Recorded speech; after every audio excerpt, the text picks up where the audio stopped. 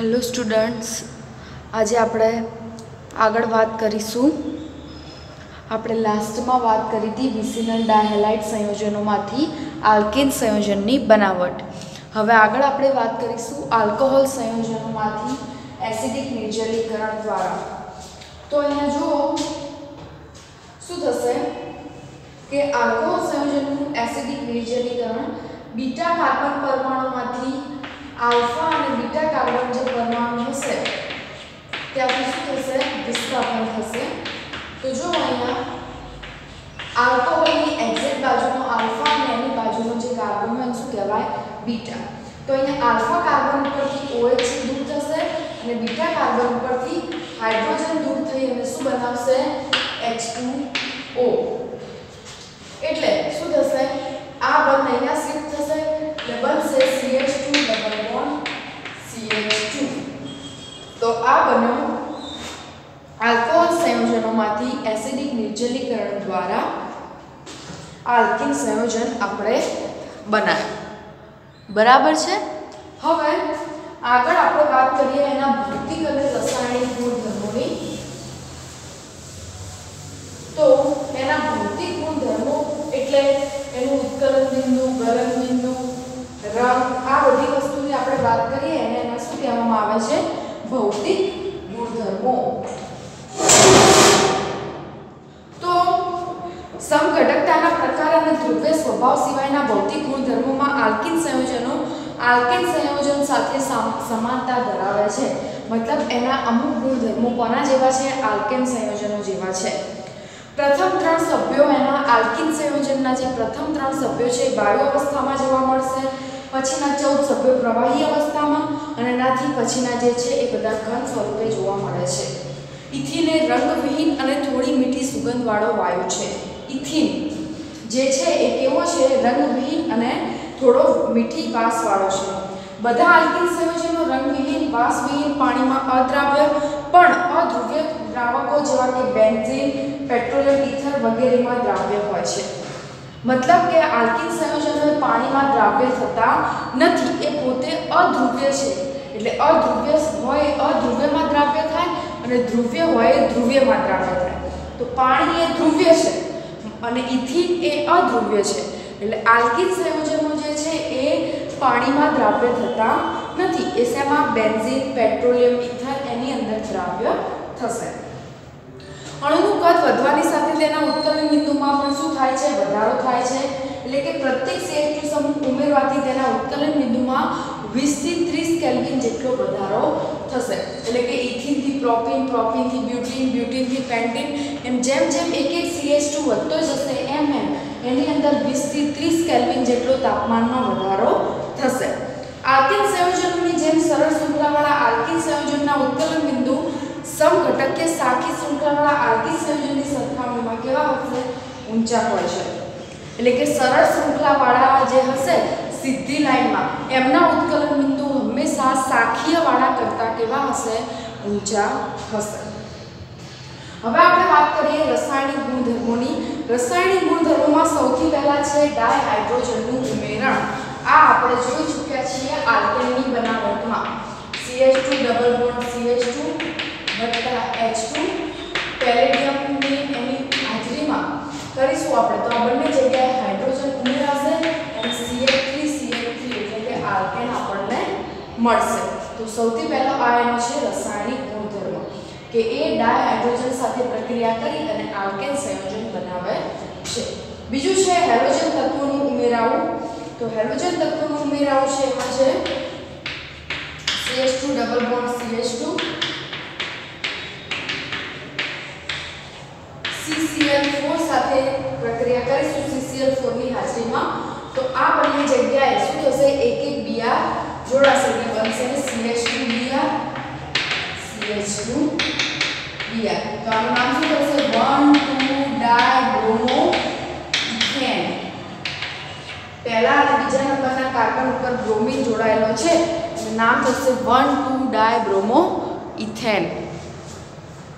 એ જ રીતે આગળ જોવો શું થશે અહીંયા ક્લોરીન સાથે પ્રક્રિયા કરશે CH3CH double bond CH2 Cl થાય ક્લોરીન અહીંયા એક ક્લોરીન અહીંયા જ્યાં ડબલ બોન્ડ હશે એની આજુબાજુ જોડાશે કારણ કે પાઈ બોન્ડ અહીંયા તૂટે છે એટલે આ બંને જગ્યાએ શું થશે ક્લોરીન જોડાશે અને બનશે CH3 CH Cl CH2 Cl તો અહીંયા શું થશે 1 2 3 અહીંયા પણ 1 2 ડાયક્લોરોપ્રોપેન બનશે એ જ રીતે આગળ છે હાઇડ્રોજન હેલાઇડ સંયોજનોનું ઉમેરણ પહેલા આપણે શું જોયું ડાયહાઇડ્રોજનનું ઉમેરણ પછી જોયું આપણે હેલાઇડ સંયોજનોનું ઉમેરણ એટલે કે અહીંયા હેલાઇડ સંયોજનો ઉમેરાય છે ડાયહાઇડ્રોજન એટલે અહીંયા હાઇડ્રોજન ઉમેરાય છે અને હવે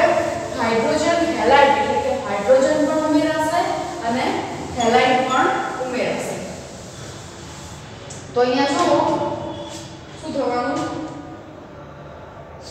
સૌથી પહેલા હાઇડ્રોજન હેલાઇડ સંયોજનનું જે ઉમેરણ છે એમાં પ્રતિક્રિયાત્મકતાનો ક્રમ છે એમાં HI એ સૌથી સારી રીતે પ્રક્રિયા કરે છે પછી HBr છે અને પછી HCl છે બરાબર છે અને આ જે હાઇડ્રોજન હેલાઇડ સંયોજનનું ઉમેરણ છે એ ઇલેક્ટ્રોન અનુરાગી યોગશીલ પ્રક્રિયા છે ઇલેક્ટ્રોન અનુરાગી એટલે અંદર શું બનતો હશે ઇલેક્ટ્રોન અનુરાગી બનતો હશે તો જો સૌથી પહેલા છે સંમિત સંયોજનો એટલે કે ડબલ બોન્ડની બંને બાજુ સરખા સંયોજનો જોડાયેલા હોય તો એને સંમિત આલ્કીન કહેવાય અને અસંમિત એટલે ડબલ બોન્ડની બંને બાજુ જુદા જુદા સમૂહ જોડાયેલા હોય તો એને અસંમિત કહેવાય તો સંમિતની આપણે HBr સાથે પ્રક્રિયા કરીશું તો શું થશે એક બાજુ હાઇડ્રોજન જોડાશે અને એક બાજુ બ્રોમિન જોડાશે શું બનશે CH3 CH2 Br એટલે અહીંયા હાઇડ્રોજન જોડાય અને અહીંયા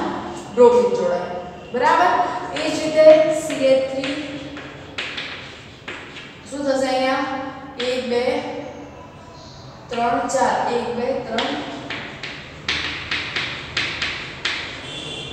એની ચારે સંયોજકતા સંતોષાય છે કે નહીં એ જાણવું ખૂબ જ જરૂરી છે બરાબર છે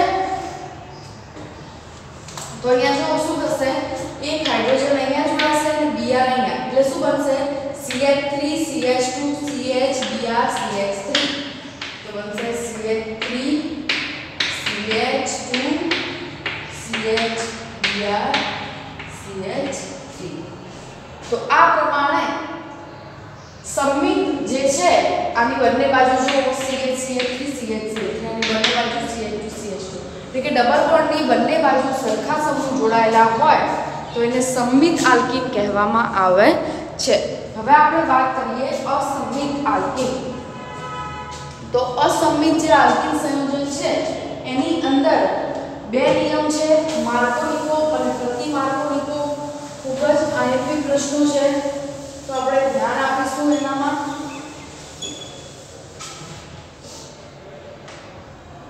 તો સૌથી પહેલા છે માર્કોનિકોવ તો માર્કોનિકોવ જે છે એ HBr સાથે આપણને બે નિપજ આપે છે જો બે પોસિબિલિટી છે અહીંયા CH3 CH double bond CH2 હવે એની હું HBr સાથે પ્રક્રિયા કરું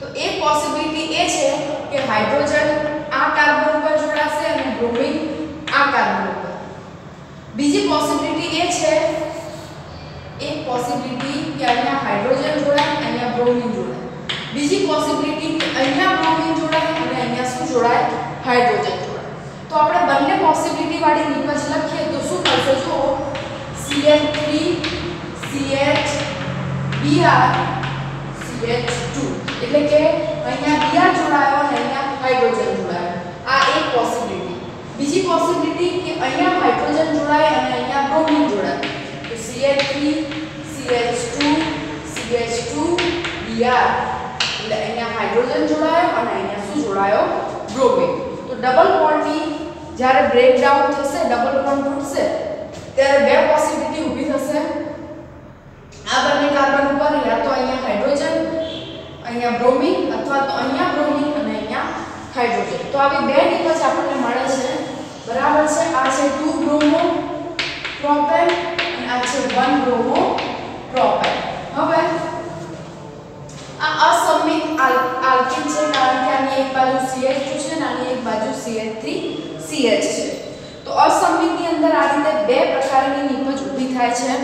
અને આ વસ્તુ ઉપર જે શોધ કરી છે વૈજ્ઞાનિકનું નામ છે માર્કોનિકોવ. રશિયન રસાયણ વિજ્ઞાની માર્કોનિકોવે આવી પ્રક્રિયાઓનો ઊંડાણપૂર્વક અભ્યાસ કર્યો અને 1869 માં એક સામાન્ય નિયમ રજૂ કર્યો. એને આપણે માર્કોનિકોવનો નિયમ કહીએ છીએ. એ નિયમ મુજબ ઉમેરનાર અણુનો ઋણ ભાગ આલ્કિન સંયોજનમાં જે કાર્બન પર હાઇડ્રોજન પરમાણુ ઓછા હશે ત્યાં જોડાશે. હવે આ જે છે આ અણુનું શું થાય છે અહીંયા ઉમેરણ થાય છે. હવે ઉમેરણ થતા અણુનો ઋણ ભાગ એટલે આ ઉમેરાય છે અણુ તો હાઇડ્રોજન ઉપર ધન વીજભાર હોય અને બ્રોમિન ઉપર ઋણ એટલે કે આ જે ઋણ ભાગ છે એ આમાંથી એવા કાર્બન ઉપર જોડાશે જે કાર્બન ઉપર હાઇડ્રોજન ઓછા હોય. તો અહીંયા 3 છે, અહીંયા 2 છે અને અહીંયા 1 છે. એટલે સૌથી ઓછા હાઇડ્રોજન અહીંયા છે એટલે આ જે બ્રોમિન છે એ આ કાર્બન ઉપર જોડાશે. તો આ કાર્બન ઉપર જોડાય એટલે આપણને શું નિપજ મળે 2-bromopropane એટલે કે માર્કોનિકોવના નિયમ પ્રમાણે પહેલી નિપજ એ અગત્યની છે. પહેલી નિપજ મળે છે અને મુખ્ય નિપજ તરીકે ઓળખાય છે. આગળ આપણે જોઈએ ક્રિયાવિધિ કે આ જે નિપજ છે એ કઈ રીતે બને છે અને એ નિપજ કેમ મુખ્ય નિપજ છે. બરાબર? તો એની ક્રિયાવિધિ જોઈએ આપણે.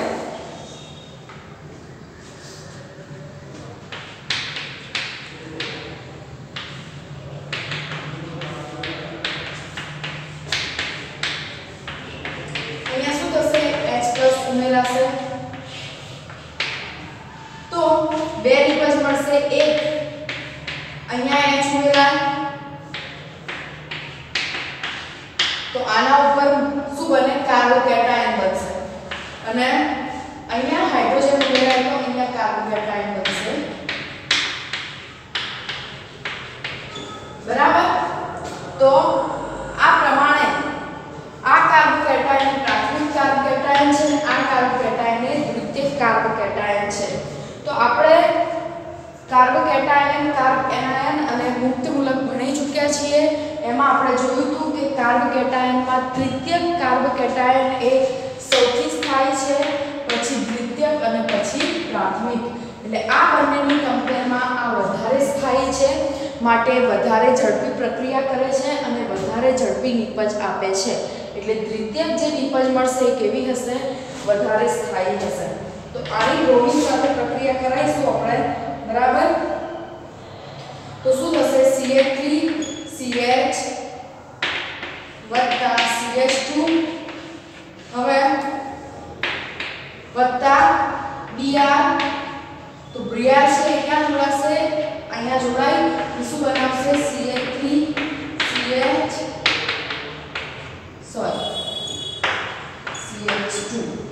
બરાબર? તો અહીંયા જે વધુ સ્થાયી મુક્ત મૂલક છે દ્વિતીયક મુક્ત મૂલક એની સાથે જોડાઈ અને મુખ્ય નિપજ આપે છે. તો આ હતો માર્કોનિકોવનો નિયમ. એ જ રીતે છે પ્રતિ માર્કોનિકોવનો નિયમ.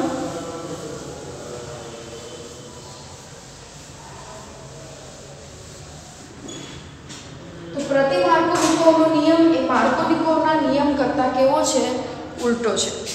માર્કોનિકોવનો નિયમ છે એ શું કહે છે આપણને કે જ્યારે ઉમેરાતો સમૂહ એ જે છે એમાંથી જે ઋણ ભાગ હશે એ સૌથી ઓછા હાઇડ્રોજન ધરાવતા કાર્બન સાથે જોડાય છે. માર્કોનિકોવનો નિયમ છે.